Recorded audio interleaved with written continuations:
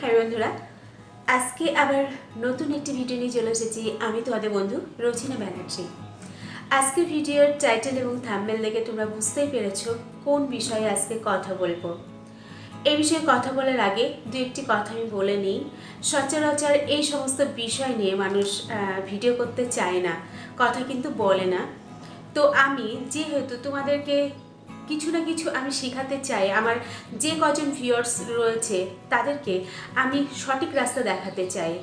অনেকের মনের মধ্যেই ভুল ধারণা রয়েছে, অনেকেই ভুল ধারণার জন্য অনেকের জীবন কিন্তু নষ্ট হয়ে যায়, অনেকের সম্পর্ক কিন্তু ছিন্ন হয়ে যায় কেবলমাত্র এই ভুল ধারণার জন্য।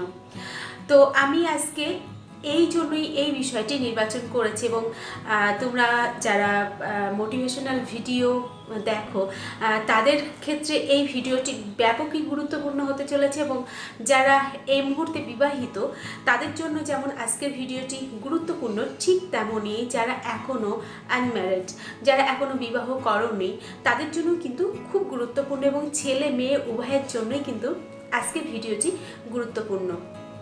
কারণ আমরা এই বিষয়টি সম্পর্কে অতটা কারোর সঙ্গে কথা বলি না, আলোচনা করি না, তার জন্যই কিন্তু অনেক ভুলভাল ধারণা নিয়ে আমরা থাকি, আর সেই ধারণার ফলে কিন্তু আমাদের সম্পর্কের ওপরে তার প্রভাবটা পড়ে।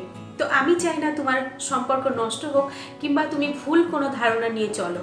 তো তার জন্যই এ বিষয়ে কথা বলবো এবং খুব সাধারণ, খুব সিম্পলভাবে বোঝানোর চেষ্টা করব, একদম সরল সাদা সুন্দর ভাষায় বোঝানোর চেষ্টা করব, যাতে করে প্রত্যেকেরই বুঝতে সুবিধা হয়। পুরো বাংলায় সুন্দর করে আমি যতটা আমার পক্ষে সম্ভব তোমাদেরকে আজকের এই বিষয়টি বোঝানোর চেষ্টা করব। তো চলো মূল বিষয়ে ঢুকবো। ছেলেদের সেক্স নিয়ে একটা ভ্রান্ত ধারণা রয়েছে মেয়েদের সম্পর্কে। আজকে সেই ধারণাটাই ভাঙার চেষ্টা করব আমি যতটা পারি।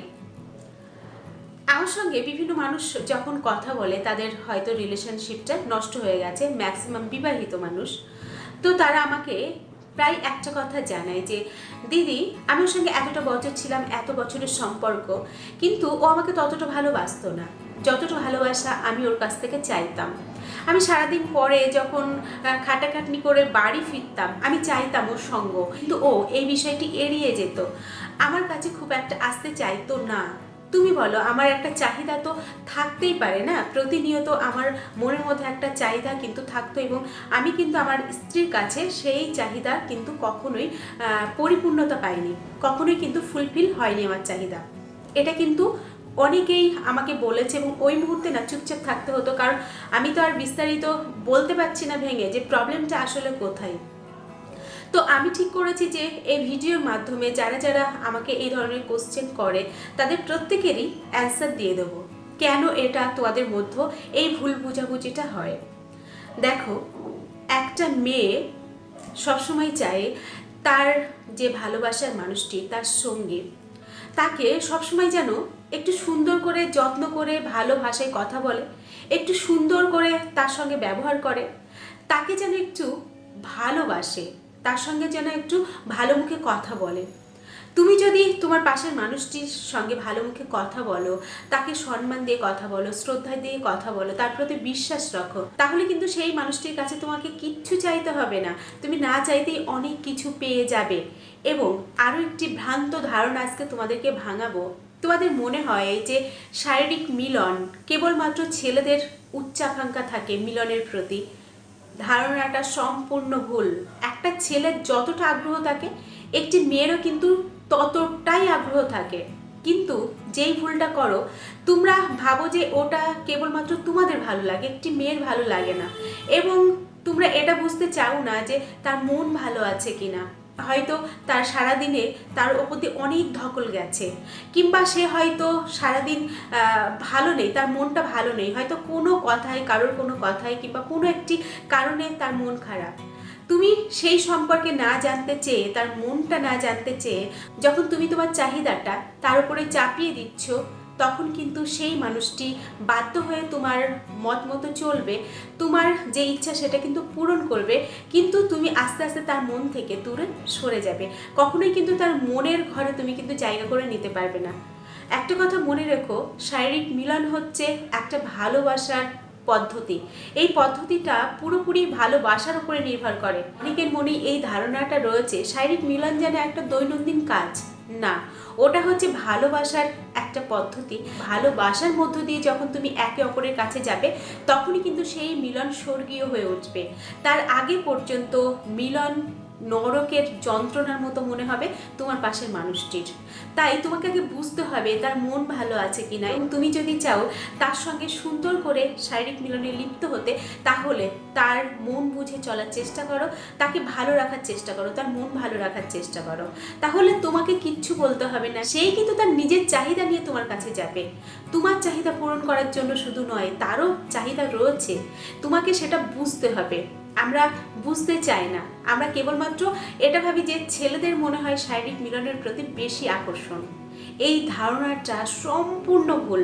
এবং আরও একটি কথা বলবো, তুমি দেখতে পাচ্ছ তোমার পাশের মানুষটি মরার মতো করে খাটে পড়ে রয়েছে, তার ওপরে তুমি তোমার যে চাহিদা সেটা পূরণ করে নেমে চলে যাচ্ছ। এই জায়গাতে যদি তুমি বারংবার এই কাজটি করো তাহলে কিন্তু তার কাছ থেকে কখনো ভালো মুখ কিংবা ভালো ব্যবহার আশা করবে না। ওই যে বললাম, তোমাদের মনের মধ্যে ভ্রান্ত ধারণা রয়েছে চাহিদাটা কেবলমাত্র তোমাদের একটি মেয়ের নয়, কিন্তু একটি মেয়ের তোমার থেকে বেশি চাহিদা থাকে শারীরিক মিলনের প্রতি। তাই এই ভুলটা করো না। এবং আরও একটি ভ্রান্ত ধারণা ছেলেদের মনের মধ্যে রয়েছে, এটাও আজকে আমি ভাঙাবো।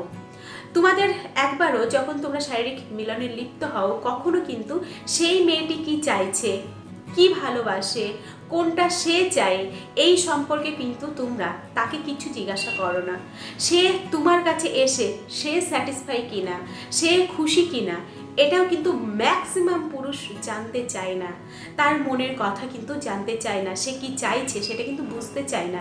নিজের চাহিদাটাই কিন্তু সর্বপ্রথম রাখে এবং নিজেরটুকু নিয়েই কিন্তু বেরিয়ে চলে আসে। এই সমস্ত সম্পর্কই কিন্তু 8 থেকে 10 বছর পরে আর ওই একে অপরের কাছে যেতেই মন চাইবে না। মেয়েটি কিন্তু কখনোই ওই ছেলেটির কাছে কিন্তু যেতে চাইবে না। কিছু বছর পরেই কিন্তু শারীরিক মিলনের প্রতি তার অনীহা চলে আসবে। এটা কিন্তু 100% শিওর। এবং তুমি যদি লক্ষ্য করো তোমার আশেপাশে বিভিন্ন দম্পতিকে দেখো, তাহলে কিন্তু দেখতে পাবে যে বিয়ের 6 থেকে 7 বছরের পরে মেয়েটির কিন্তু আকর্ষণ চলে গেছে, শারীরিক মিলনের প্রতি আকর্ষণ কিন্তু তার চলে গেছে, নেই।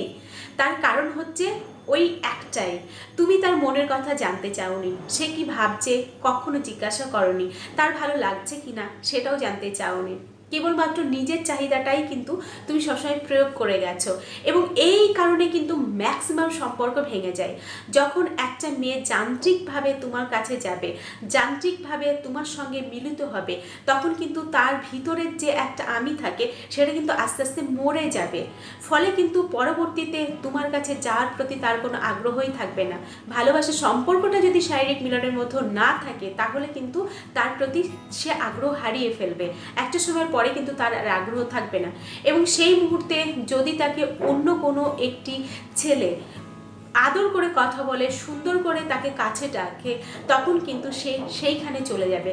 যার জন্যই কিন্তু পরকীয়ার সম্পর্ক যে ঘটে তার কিন্তু কারণ ঠিক এটাই।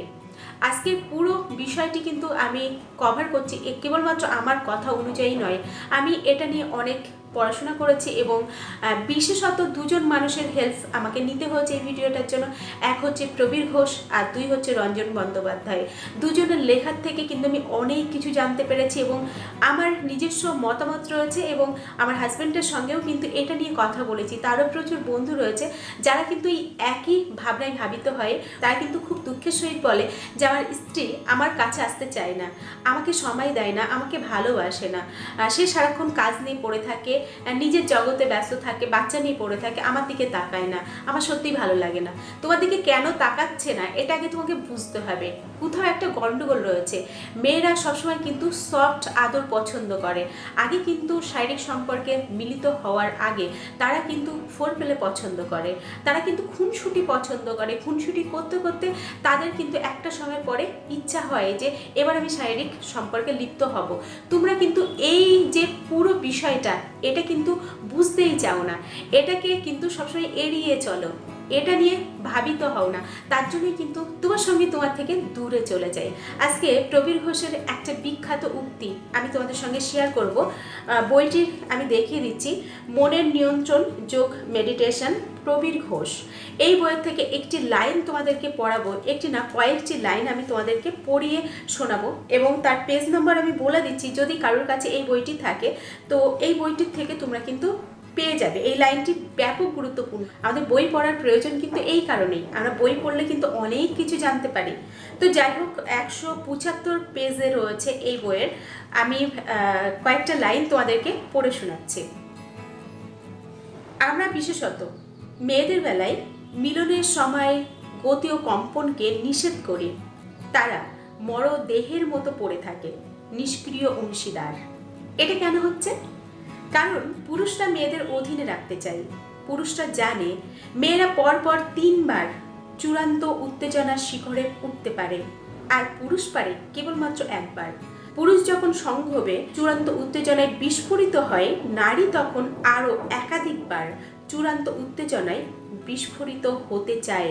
পুরুষ ভয় পায়, সামলাবে কি করে? আমি বলি, দুজনেই কম্পিত হও, দুজনেই সক্রিয় হও, দুজনেই দুজনের ওপরে নাচো। দুজনের চূড়ান্ত আনন্দ আসে দুজনের সক্রিয় মিলনে। নারী মৃতদেহের মতো পড়ে থাকলে তার চূড়ান্ত উত্তেজক বিস্ফোরণ হবে কোথার থেকে? সে অতৃপ্ত থাকলে অন্যকে কামনা করবে, এটাই স্বাভাবিক।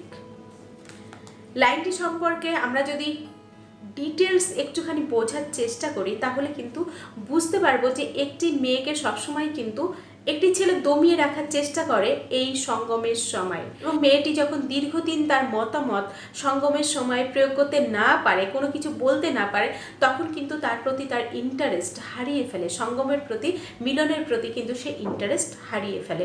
এটাই হচ্ছে মূল ফ্যাক্ট, এর বাইরে আর কিচ্ছু নয়। আমি এই আজকের ভিডিওর মাধ্যমে প্রতিটা ছেলের উদ্দেশ্যে বলতে চাই, খুব নরম একটা জিনিস আমাদের ভালোবাসা। যতটা নরম, সঙ্গমও কিন্তু ততটাই নরম একটি জিনিস এবং আনন্দের জিনিস।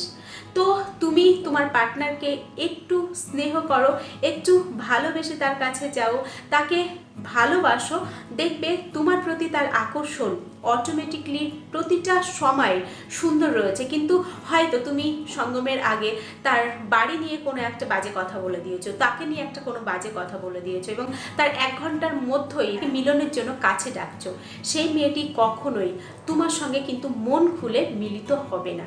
এটা তোমাকে আগে বুঝতে হবে। এটা বুঝতে পারলেই তোমাদের সম্পর্কটা সুন্দর থাকবে এবং তোমাদের বৈবাহিক জীবনটাও সুন্দর হয়ে উঠবে। আজকের ভিডিওটি এখানে শেষ করব। এতক্ষণ আমি তোমাদের সঙ্গে ছিলাম, তোমাদের বন্ধু রচনা ব্যানার্জি। আবার তোমাদের সঙ্গে দেখা হচ্ছে নেক্সট ভিডিওতে। ততক্ষণ সকলে ভালো থেকো, সুস্থ থেকো।